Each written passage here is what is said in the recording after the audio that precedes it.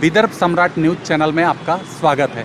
किसी की मुस्कुराहटों पे हो निसार, किसी का दर्द मिल सके तो ले उधार, किसी के वास्ते हो तेरे दिल में प्यार तो जीना इसी का नाम है।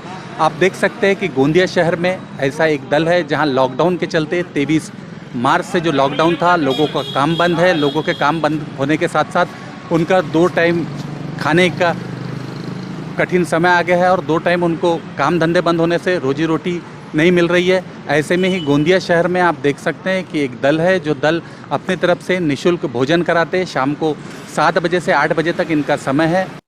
देख सकते हैं कि भगवान ही किसी को अच्छा काम करने के लिए प्रोत्साहित करता है। जैसे हम देख रहे हैं कि आज सैकड़ों लोगों को ये लोग खाना बिठा के खिला रहे हैं। रोज़ शाम का इनका 7 बजे का समय है। और ऐसे ही हमारे साथ जो दल है उनको हम पूछेंगे कि आपका ये जो काम है ये आप कितने दिन से कर रहे हैं? ये जी लगभग महीने से ऊपर हो गया है। ये गुरु नानक देव जी की चलाई हुई रीत है। 20 रुपये का लंगर उन्होंने साधुओं को खिलाया था, सच्चा सौदा किया था। उसके उदाहरण चलते हुए वही काम हम लोग आगे बढ़ाते हुए जितने भी गरीब मजबूर लोग हैं, ये जो कुछ लॉकडाउन में फंसे हुए हैं, जो भीख मांग के खाने वाले कुछ अपाहिज जैन में से, इनको खाना हम लोग रोज़ लगभग 1 महीने के ऊपर ही हो गया है, कम से कम 40 दिन होने वाले हैं। हम लोग इनको रोज़ निरंतर सेवा चल रही है इनको खाने का, शाम को 7 बजे से लेकर 9 बजे तक। और दूसरे भी काम हम लोग करते हैं, जैसे हम लोग ने फ़ोन कॉल्स डाले हुए सोशल मीडिया में, अपने नंबर डाले हुए हैं। किसी को ज़रूरत होती, किसी को पंखे की ज़रूरत थी, गर्मियों का टाइम था, वो भी हमने प्रोवाइड किए। किसी को राशन की ज़रूरत थी, वो भी हमने प्रोवाइड किए। ये हमारी रोज़ की है। और वो जैसे कोई फ़ोन कॉल्स आता है, कोई ज़रूरतमंद रहता है तो उसको हम लोग रोज़ प्रोवाइड करते हैं, जो भी उसको ज़रूरत रहती है। आप जो रोज़ भोजन की व्यवस्था कर रहे हैं, कितने लोगों के भोजन की व्यवस्था रोज़ होती है? ये 150 से 200 आदमी का होता है। 20 किलो चावल और 7 से 8 किलो दाल रोज़ डिफरेंट बनता है। कभी दाल होता है, कभी सब्जी होती है, कभी कड़ी हो, जैसे आज कड़ी है तो रोज़ डिफरेंट बनता है। और यहाँ पे हम लोग कराते हैं। और 40 आदमी लॉकडाउन में फंसे हुए हैं कटंगी में, उनको प्रोवाइड करते हैं। और जो सिटी के अंदर में कम से कम 20 से 22 लोग हैं, वो लोगों जो यहाँ नहीं आ पाते, बिल्कुल अपाहिज हैं, तो उनको अलग से हम जाके वहाँ पे प्रोवाइड कराते हैं। आप विदर्भ सम्राट भी सलाम करता है। आप ये बताइए कि आपको ये प्रेरणा कहाँ से मिली? ये गुरु नानक देव जी ने, जब वो छोटे थे बचपन में, तो उनके पिताजी ने उनको बोला कि जाओ बेटा 20 रुपये दिया, सच्चा सौदा करके आओ। तो वो सच्चा सौदा करने गए तो उनको रास्ते में कुछ भिखारी लोग, यहाँ मतलब साधु थे उस टाइम पे, साधु मिले।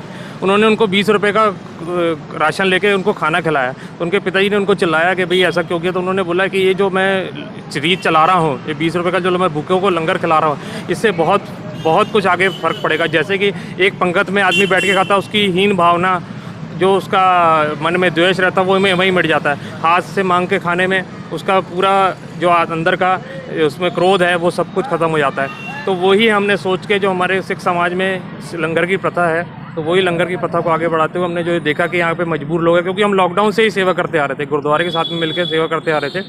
तो उसके बाद में जब हमारे को पता लगा कि यहाँ भी लोग हैं जो बेचारे यहाँ पे रात भर रहते हैं, इनको रहने को जगह नहीं है, लेकिन खाना तो ज़रूरी है, तो इनको खाने की हमने प्रोवाइड किए।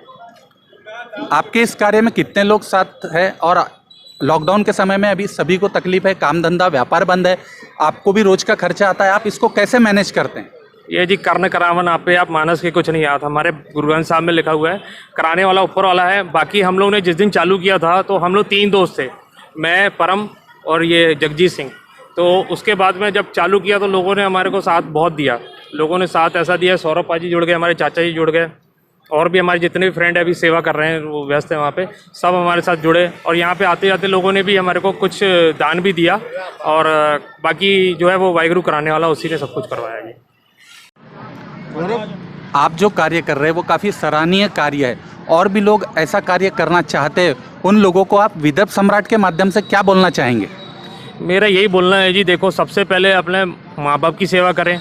उसके बाद में जैसे आपके घर के आजू बाजू में कहीं भी आप सर्च करें, देखिए कि जो भी ज़रूरतमंद है, जैसे दुनिया में बहुत लोग ज़रूरतमंद हैं, एक नहीं एक ढूंढने जाओगे 100 मिलेंगे। आप उनको ज़रूरतमंदों को खाना जो आपकी हो सके खाना खिला दीजिए, या कुछ बचा हुआ कुछ, जैसे आपके घर में कोई सामान नहीं है यूज़ का, वो यूज़ का सामान उनको दे सकते हैं। और मेरा कहने का मतलब है, हर आदमी को अपने मन में सेवा भाव रखना ही चाहिए। सेवा भाव जब तक आपके मन में रहेगा, आप अपने माँ बाप का भी आदर करेंगे। जो आगे भी लोग हैं उनसे भी आप आदर करेंगे और अच्छे से काम कर पाएंगे। ज़िंदगी का जीवन का सच यही है कि आप सेवा ही सेवा सर्व धर्म है। ये ग्रंथों में भी लिखा है, पुराणों में भी लिखा है, हर जगह पे ये लिखा है कि सेवा सबसे धर्म है, चाहे वो किसी भी व्यक्ति की सेवा हो। तो मैं लोगों को यही एक मैसेज देना चाहता हूँ कि आपके पास में जो भी कोई आजू बाजू आपको दिखे, ज़रूरतमंद मिले, कोई भी दुनिया में किसी भी चीज़ की ज़रूरत हो किसी को, तो उसकी सेवा करें। या उसको आप मेहनत, अगर आप पैसा नहीं लगा सकते तो आप फिज़िकल सेवा भी कर सकते हैं। और हो सकता हमारे साथ भी जुड़ने के लिए आप चाहें तो आप हमारे साथ भी जुड़ सकते हैं, यहाँ पे आके सेवा भी कर सकते हैं। यहाँ पे बहुत लोगों को ज़रूरत है। बस इतना ही कहना चाहते हैं।